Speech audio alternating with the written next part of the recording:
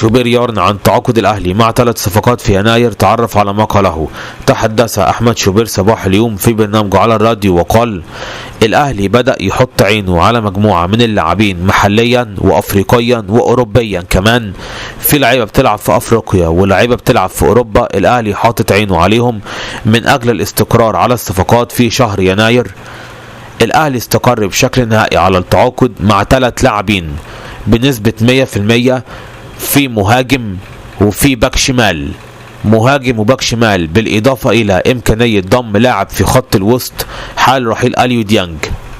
هناك لاعبين بالفعل تحت المنظار وبعض المفاوضات بدأت، ولكن النادي الأهلي قرر أن تكون التعاقدات القادمة ليست كثيرة، وإنما وفقا للاحتياجات فقط التي سيحددها المدير الفني، ووفقا للمراكز اللي النادي الأهلي بيعاني فيها فقط من نقص، وحيكون في سقف للتعاقدات.